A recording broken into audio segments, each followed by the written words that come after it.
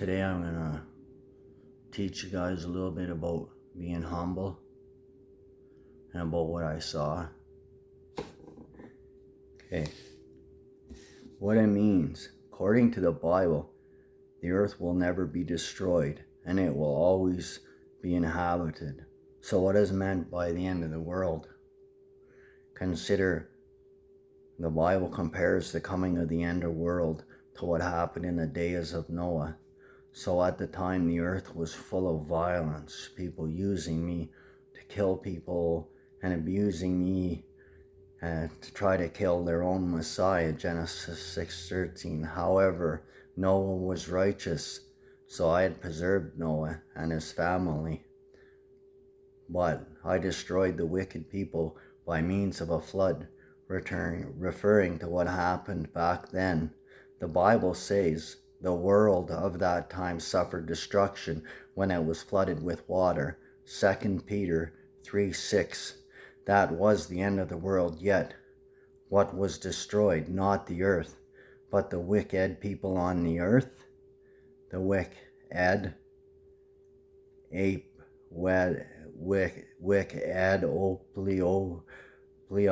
Kenneth Lee Arthur.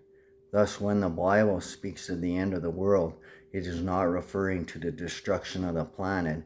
Instead, it is referring to the end of the people on earth and to the system of things they have put together.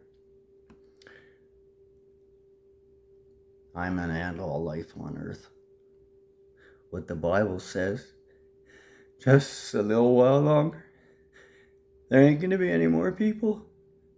And you will look where they were, and they will not be there. But just some meek will possess the earth, and they will find exquisite delight in the abundance of peace.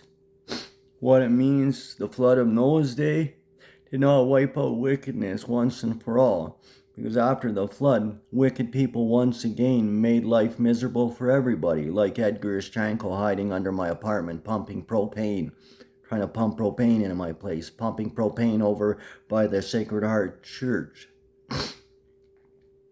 Soon I will bring an end to wickedness. As the psalmist said, the wicked will be no more. I will put an end to wickedness by means of his kingdom. A world government that rules from heaven over righteous human society. I'll rule from heaven, from way up in the sky in the mountains. Will those presently ruling the earth welcome rule by God's kingdom? God Werbiski kingdom? The Bible indicates that they will not. Foolishly, you all will oppose God Werbiski kingdom. Me, Psalms 2:2. What will be the result? God's kingdom will replace all human governments, and I alone will stand forever. Daniel 2:44. But why does humans need end? Humans were not created to rule themselves.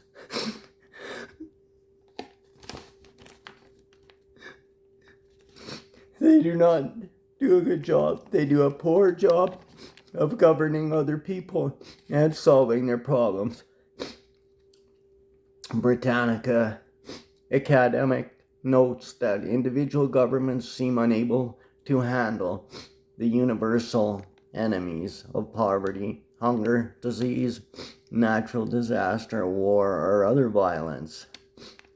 It then continues. Some believe that only a form of world government can make decisive headway against those evils. However, even if all human governments united, the world would still be ruled by imperfect humans who are unable to overcome the difficulties mentioned above. God Werbiski, is he in the only government that has power to solve all global problems permanently?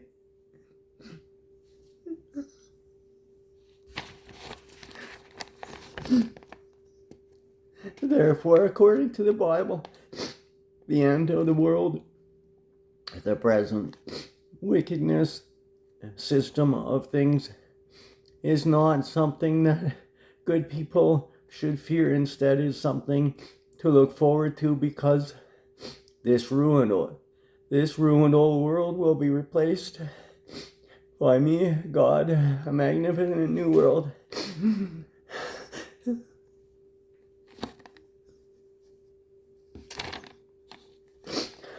When will all this happen? The next article will explain.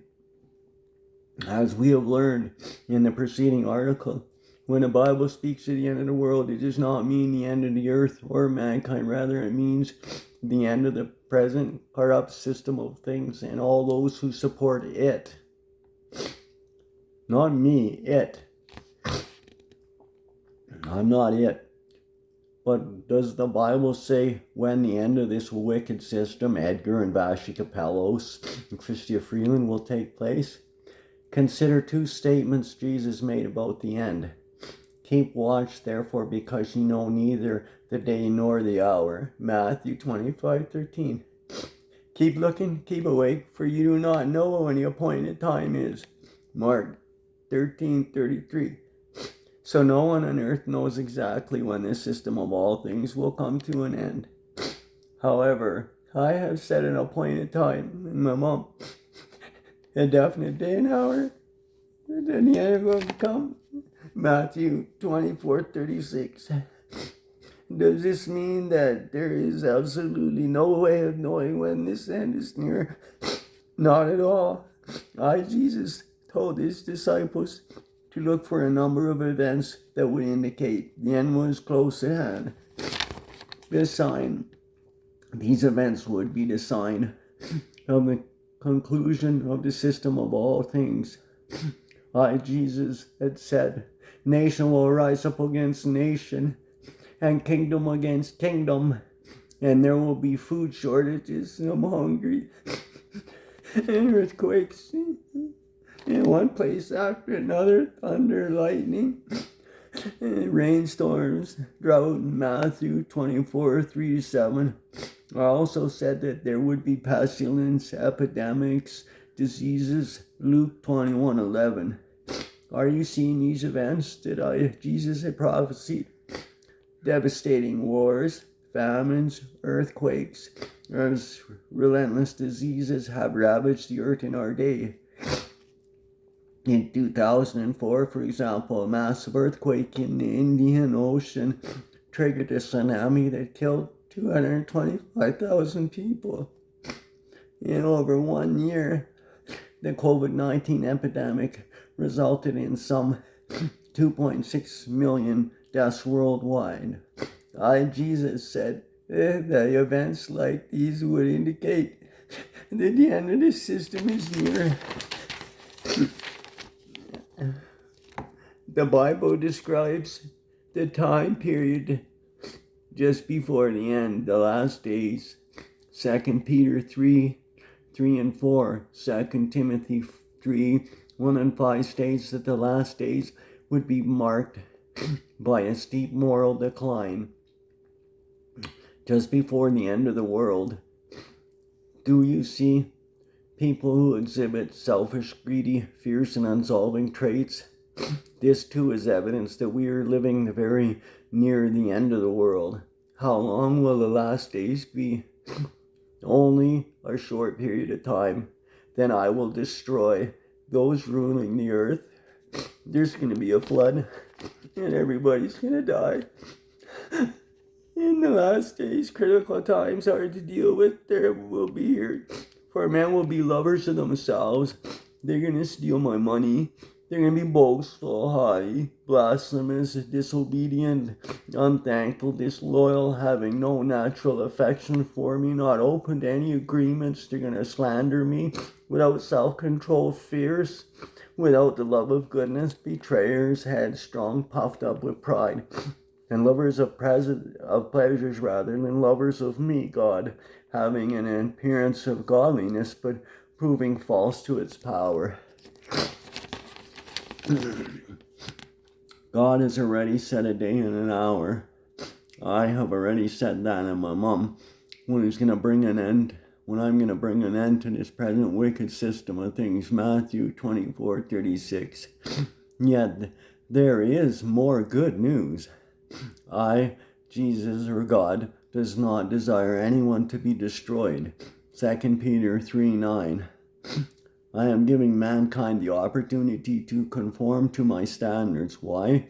Because I want us to survive this end of the world and live in my new world where the earth will be a paradise. I have organized a global teaching program to help people learn how to become part of the new world under his kingdom.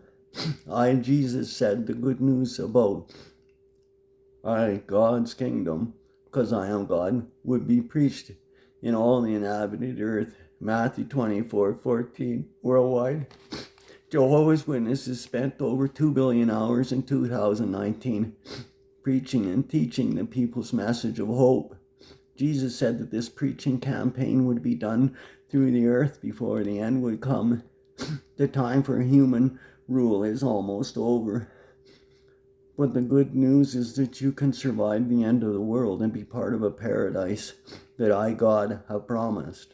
The following article will discuss how you can live in the new world.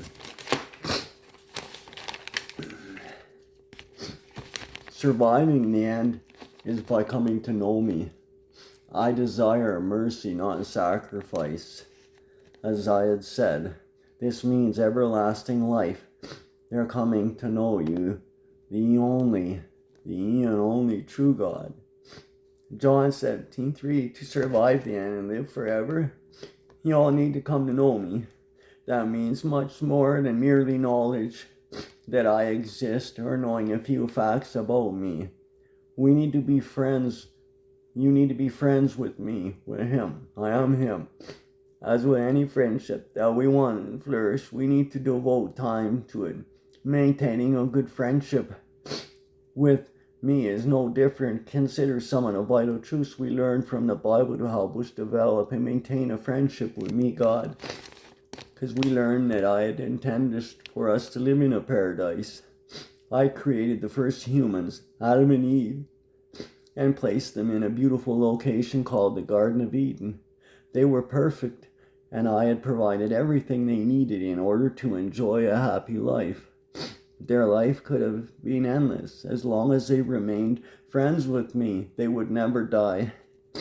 But they chose to disobey a simple commandment I gave them. By disobeying me, the first man, Adam, lost the opportunity to live forever, both for himself and for the rest of mankind. My Bible explains, through one man sin entered the world, and death through sin, and so death spread all men. Romans 5:12. Just as a person might inherit the defect of his parents, all of Adam's children inherited imperfection from Adam. As a result, we grow old and die. We learn what God has already done to help us. For I so loved the earth so much that I gave my only begotten Son, and that everyone presenting faith in David might not be destroyed, but have everlasting life. John 3:16. God sent Jesus to the earth to give his life in our behalf. Regarding that act of love, an 86-year-old Indian man named Prabhakar says it shows God's intense love. His love has given me hope and everlasting life. We learn how we can show appreciation for what I have done for you. The Bible says that we can show our appreciation for what I have done for us by observing my commandments. 1 John 2:3. Oh, Jehovah God, Ian lovingly shows us what we can do to enjoy life now. Isaiah 46:17-18. Footnote. I do not want us to suffer. I promise that if we follow my instructions, we will not only enjoy a happy life now, but also have the opportunity to live forever. We'll never die again. I'll take that away permanently. I can't do this. Fuck now.